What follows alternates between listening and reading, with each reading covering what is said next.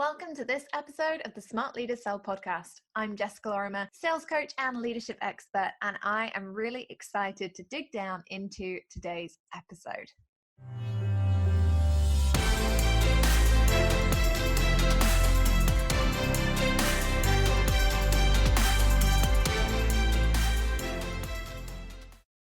Hey there, poddies. I have to warn you at the start of this episode that I could have the explicit rating at some point during the episode. So if you are listening today and you're listening with younger listeners, it may be the day to pick a different episode. Obviously, I am saying this right at the beginning, so I can't actually say that I'm definitely going to drop a swear word in there, but just in case, I thought it might be polite to warn you for a change.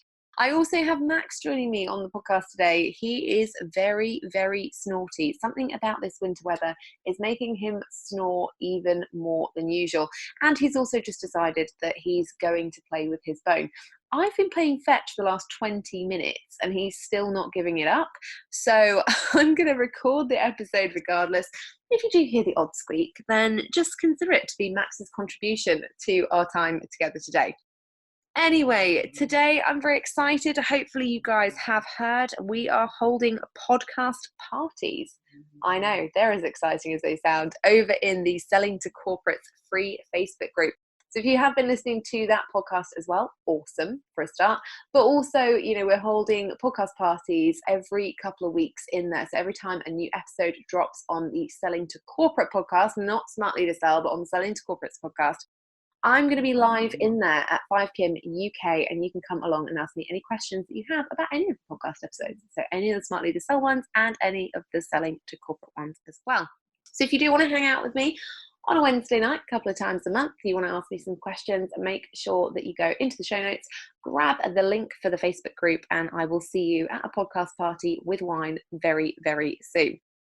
Now, I've been talking to people recently, and bear in mind, we're coming into this kind of winter period and people are batching content, which is good. We love it that people are batching content, but also people are worrying about their content. They're worrying that they are going to go away for the holidays and that loads of people are going to unsubscribe from their list.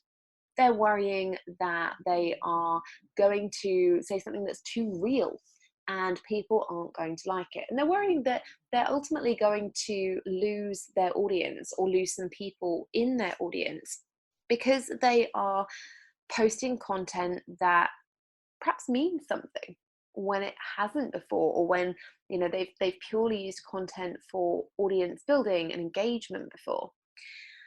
And so I wanted to throw out an episode on controversial content and why it actually makes you more profitable. Now, I want to be very clear that when I was thinking about putting this episode together, I got a little bit in my head about it because I come from a corporate background. So in corporate, and you've heard me say this before, it's very vanilla. Everything's very safe. You've got to be very diplomatic and democratic and beige in your views and opinions. I want to stress that working as a supplier for corporates, you don't have to be beige at all. You can have as big a personality as you like. Working as a full-time employee for a corporate, no personality allowed. So it's an interesting thing when you perhaps come from a corporate background where you are trained to keep your opinion behind closed doors, to suddenly then going into this online space where everyone's like, no, be raw, be real, be authentic, say what you really mean. Especially as then sometimes when you actually say what you really mean, people get very, very upset about it. And they'll tell you all over social media. And so actually I see a lot of people who have really strong opinions who are struggling to hide them. They don't want to put them in their sales content because they're terrified that perhaps somebody's going to come out and troll them. Perhaps somebody's going to say something mean. Perhaps people will leave their audience. Perhaps it'll offend their existing audience. And unfortunately, and I say this with, the utmost amount of respect and love and all the good fluffy stuff, we all also want to be thought leaders.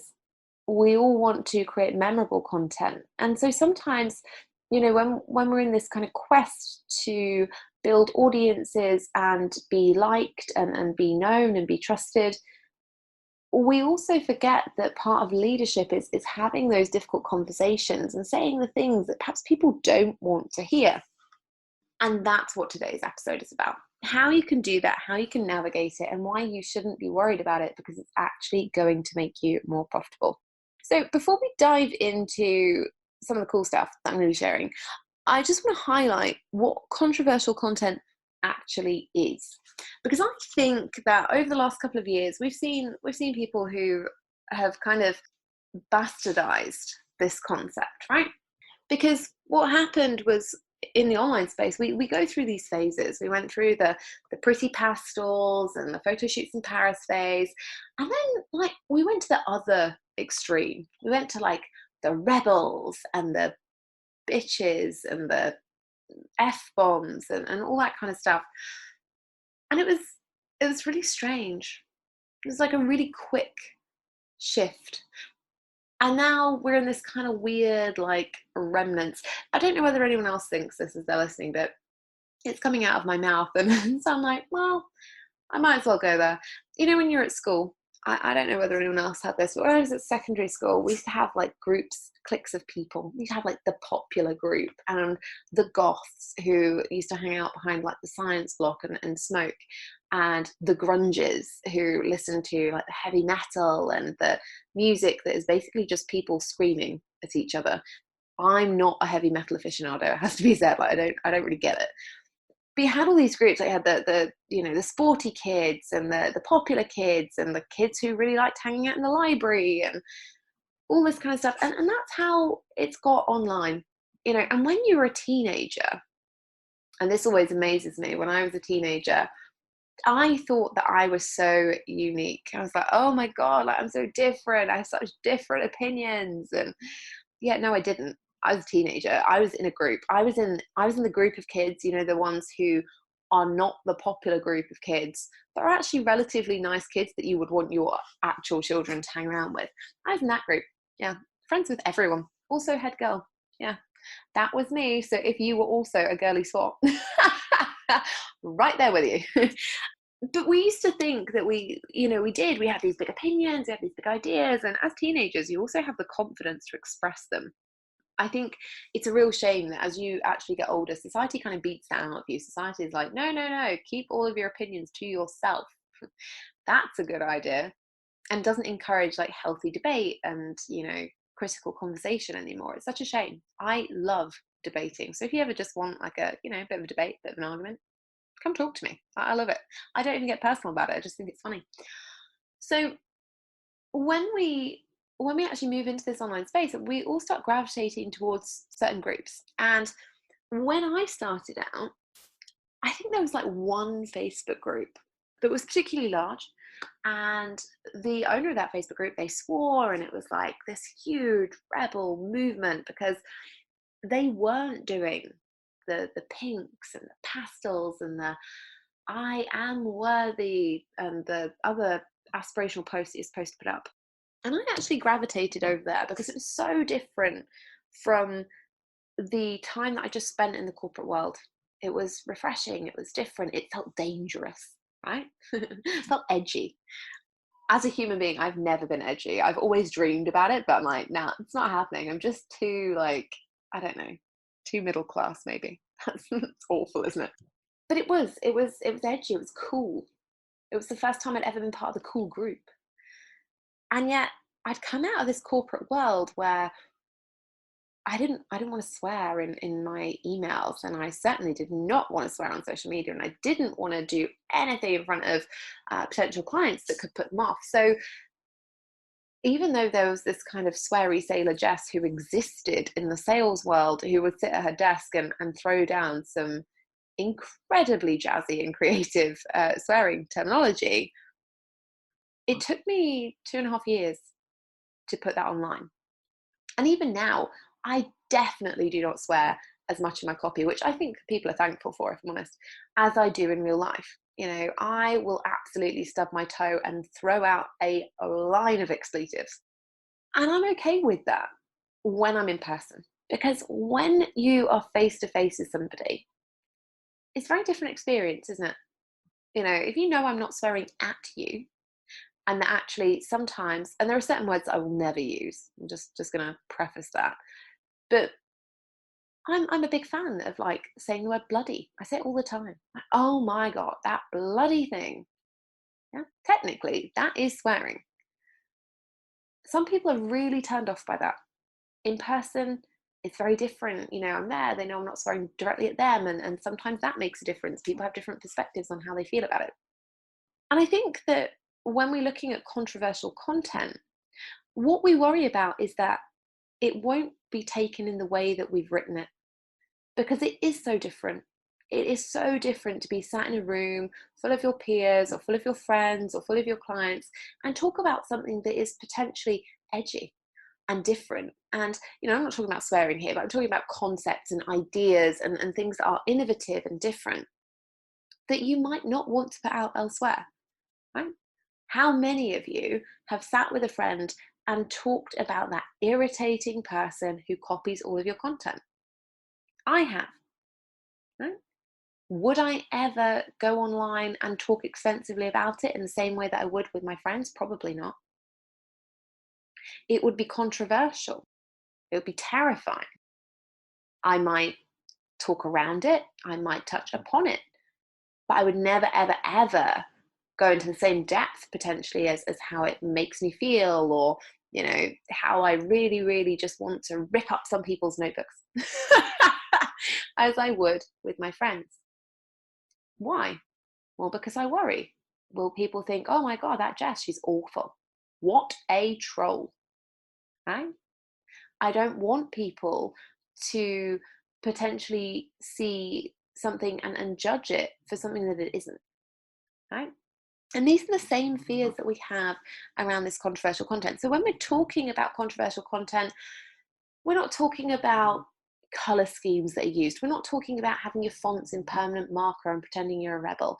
We're not talking about swearing. We're not talking about, you know, the kind of using the black backgrounds and the big, like, I don't know, what do you call them? They're like, they're like little bomb emoji things, and trying to preface everything with, oh my God, this is going to be so controversial and blow your mind. We're talking about controversial concepts as being strong beliefs or opinions that you genuinely have and that you want to share, but you feel like if you did share, you would be dividing and polarizing an opinion in a way that could potentially impact you negatively. Right? It could have somebody emailing you back and saying that's a terrible thing to say. It could have somebody emailing you and saying, I never want to read any of your content ever again, or I'm totally disgusted that you did that. We're also not talking about, when we're talking about controversial content, we're not talking about bad behavior. Right? I also want to throw this out there. Controversial content is not racism or discrimination or derogatory content aimed towards a specific gender or sexuality or type of person. That's not controversial content. That's just content that makes you look like an asshole. Yeah? We shouldn't be posting that. Like, as humans, you've got to do the whole humaning thing. We look out for each other. We're all good people. We may or may not understand cultures and things like that, but everyone gets to have a choice. Kind of a free, like, country, world type thing. So controversial content is not bashing other people for something that they cannot control. You know, their gender, a potential disability, race, sexuality.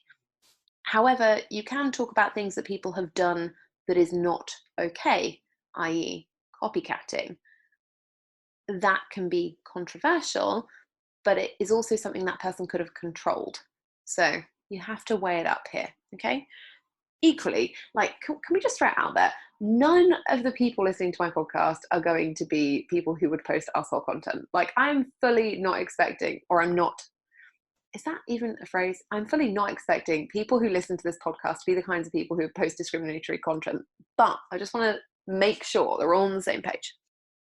So controversial content is a belief or a strong opinion that you genuinely have and you want to share.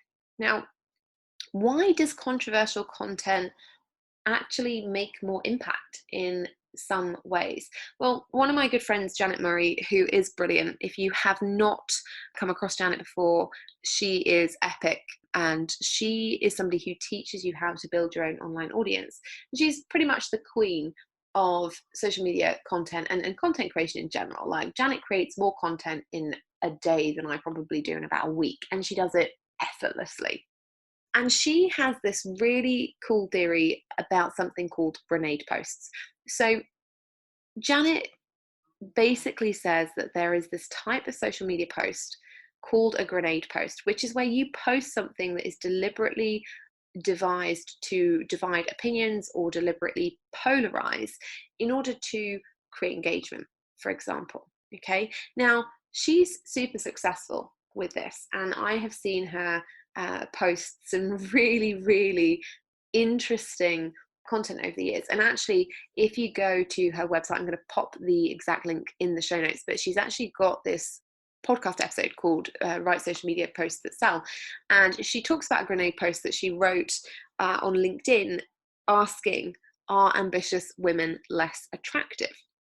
And she basically wrote this post because she had seen a comment from a guy online who had said that ambitious women lose their femininity, it makes them really masculine, and that's like this big turn off to men. I refer you back to the arsehole content kind of thing, all right? Anyway, she wrote about this experience on LinkedIn, and she wrote about how it made her feel and the incident itself, what actually happened, and then asked for other people's thoughts, and it blew up. It had hundreds of comments. It was a grenade post.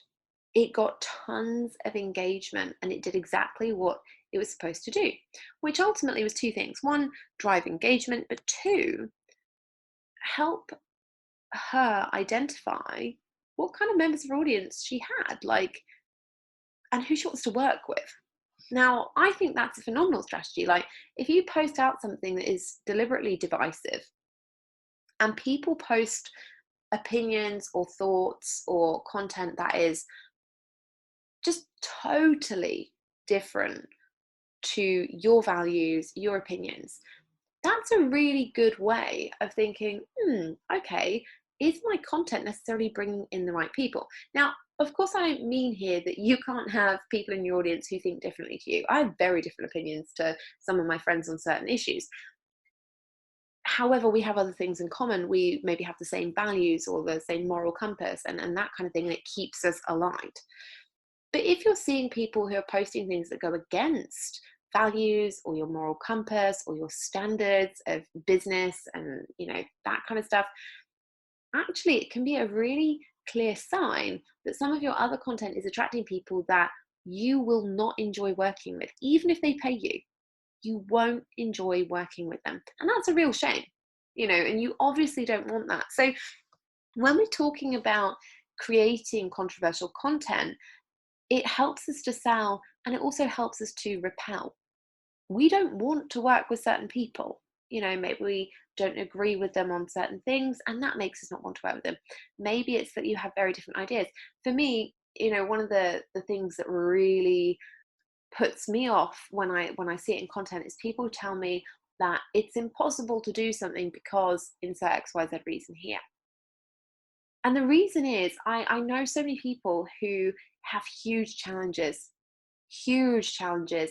that maybe other people don't know anything about, and yet they show up, they deliver to their audience, they are, working hard, they are making the effort, and they don't know. And then I see other people and they're like, oh my God, I can't do it, it's so hard. And I'm just like, yeah, everyone's entitled to a whinge now in a while, but if it's every single thing on your newsfeed, oh, well, I can't make this change because X, or I can't do this because X, then okay, cool. That's fine. You don't want to do it. We get it. Like, I also don't want to see it in my newsfeed. Yeah. And for me, I know that if I see that, that's controversial content right there. I'm not going to want to work with that person. They're not going to want to work with me because we have very differing ideas on standards and business building.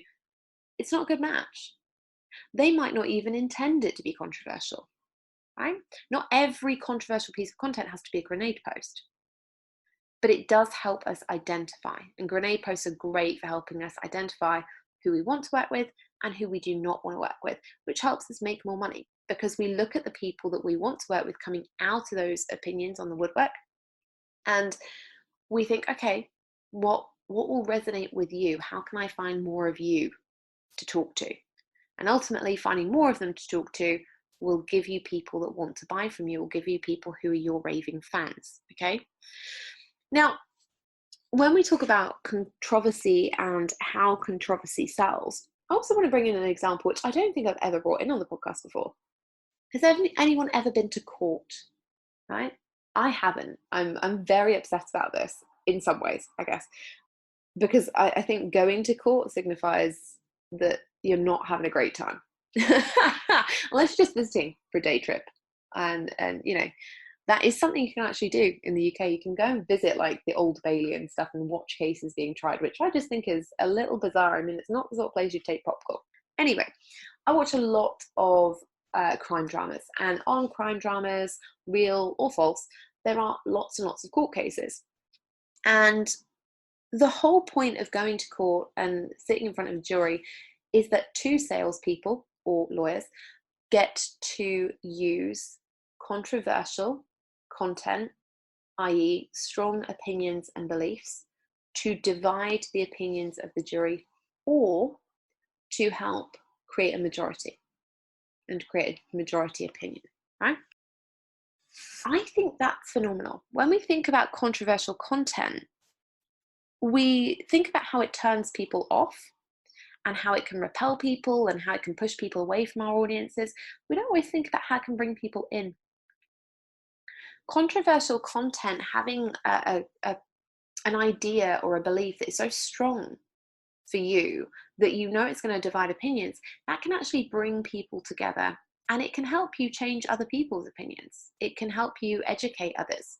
You know, if you have a really strong belief, I have one at the moment, obviously, which is around every single solopreneur should have a corporate revenue stream.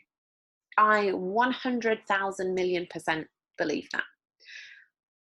People sometimes argue with me and they'll go, oh no, but then you wouldn't have the laptop lifestyle and you wouldn't have this and you wouldn't have that. And cool, fine, I get it, I hear you. But when I start talking about it, because I'm so passionate, I believe it so hard, that I'll say, but you know, I completely understand. I completely understand. You absolutely have your right to your opinion. Here's what I'm seeing. Here's what the facts are telling me. Here's the backup of the data and where we're going. And I get really excited about it. And I get an awful lot of people, maybe not the original person who disagreed, but an awful lot of people who will message me and go, oh my goodness, I did not want to sell to corporates at all, but then I saw what you said about this, and then I saw that, and it totally made sense. And oh my God, I'm a convert. I'm actually waving my arms around on my own in my living room. But it's true. You know, we all have that. And we forget that controversial content pulls people in. If you think something that other people don't think they're allowed to think, and you say it publicly, suddenly you have these raving fans that will turn up and they will sign up to other pieces of your content. They will start commenting. They will send you messages and say, oh my goodness, you say the things that I talk about in my own head and you say them out loud. It's why people love JP Sears. It's why people love Nicole Arbour, Ash Ambirge. It's also, unfortunately, why people have loved some of the world's most awful people, you know, and I think it's another reason that sometimes we shy away from controversy and controversial content, because actually sometimes our opinions are so strong that we don't want to just bombard others. We want to give them the opportunity to think about it for themselves, make the decision for them. We don't necessarily want to be like, everything you think is wrong, and you know, be dictatorial in that. I think it's dictatorial. But you've got to start thinking about how your controversial content can pull people in. What ideas do you have that maybe you talk about with your biz besties or your peers or your friends, and they go, oh my God, yes. But it's a scary idea and maybe you don't want to talk about it publicly. You should talk about it. That's the thing. That's the spark. That's the thing that's going to unite people and bring people towards you and create a movement. Yeah. I can't remember who the lady is online. She does this really great thing where she finds like fashion photos and famous photos. She's a mum, and she basically recreates them, and they're hilarious. They're really, really funny. So she takes all these like model shoots of, you know, the model is kind of like lounging over the car, over a sports car in a really sexy pose, like washing it in a thong or something. A side note, who washes their car in a thong? Like, just surely the logistics of that are not good. Anyway, she recreates them, and so she'll be sat there like, you know, in a thong, not necessarily with the same body as type as the model, and she'll be like washing the front of a Vauxhall Severa or something, or Hilux, and it's brilliant. And she's in the UK, so usually it's like raining or something, and it just really adds to it. And it's controversial. You know, some people on the comments of her post, they actually go through and they write things like, oh, you shouldn't be hating on models. Models are great. And she's not. She's just poking fun. She's being controversial. She's showing not every person that buys that sponge is ever going to look like that model washing that car. Right? It's designed to polarize, to divide, but it brings people together. Yeah, it brings them together in a movement where they go, oh my goodness, this is ridiculous. What kind of world are we living in where the most important thing is being a size 4 and, you know, being able to wash a gigantic car in very, very skimpy pants? Yeah. And then we also have to talk about this fear of letting people go, and actually how it contributes to your profit margin. So recently I wrote an email, and it got me the most unsubscribes of any email ever, which I'm really proud of. So I want to preface this with, I send out emails twice a week as a newsletter. I send out other emails every day of the week in welcome sequences, follow-up emails, re-engagement sequences, proactive outreach. I'm sending emails all the time. And I get emails that get unsubscribed every single day. So if you are somebody who hates sending out your newsletter because you get like 10 unsubscribes or something, do not worry. This email that I sent out got me the most unsubscribes I have literally ever seen within 24 hours. And it was brilliant. I was so happy about it. And the reason I was so happy about it, well, there were two reasons actually. One, people who unsubscribe from your list are phenomenal people. They are making a transparent choice to show you that they are not going to buy from you now and probably not ever. I really like it when people unsubscribe from my email list because I'm like, thanks, I now don't have to pay for you to dislike my content or to just ignore my content, so that when I'm actually sending out, other people don't see it prioritized in their inboxes, because deliverability rates and all of that good tech stuff. And the second thing is, I was really pleased because that email also got me the most ticket sales to my event back in November. So that one email went out and it got the most people transparently telling me that they hated it by walking away, but it also got me the most ticket sales during a launch period for a particular product, which obviously was Converting Corporates 2019. Now, I could read it, but I don't really think anyone needs to listen to me reading my own emails. I have written an article about it, which I put on LinkedIn, and you can read the email there. The email itself is not really important. Talking about how it contributes to profit is. See, the email it said, or in the email it said, well, there was a quote actually from a guy called Robin Stevens, who said that advertising is the tax you pay for being unremarkable. Ouch, right? And the email was framed around how people could be doing things differently in their businesses and how the online space is changing, and maybe they should think about adding a corporate revenue stream. It was so profitable. We got people who emailed in and said, oh my goodness, I bet you've had tons of people who've left your list, and they weren't wrong, but I had to buy a ticket to your event because you are so right. Controversial content, because it's about a strong belief that is designed to divide, and because it's that strong belief that is also designed to bring people together, means that when you create a piece of content that is going to be controversial, you're creating something that really speaks to one group of people. And when something really speaks to somebody, they have to buy it, or they have to take action on it, or they have to do something with it. And that's the part that we forget, because when we think in our brains about controversial content, we go to that fight or flight response place. Oh my goodness, this is scary. Our brain immediately reacts like we're being chased by dinosaurs. We forget that actually in division, there is also addition. And that means that the people who really resonate with it, they go forth and multiply, right? They'll go to their friends, they'll tell all of their friends about that amazing podcast they listened to, or this brilliant email they read, or that awesome Instagram post. And before you know it, people are tagging you on posts, and people are tagging your content, and people are sharing it, and they're actually crediting you for it, because you're bringing people together. So controversial content is super profitable because, yes, it divides people, but also it gives people the ability to come home. It unites them with other people who feel the same way. And when people are united and surrounded by other people who think in the same way that they do, who feel the same way that they do about a certain topic or multiple, they want to stay with those people. So if you're thinking about creating controversial content, the biggest takeaway really from this episode, well, there are two. One is to do it. You have nothing to lose.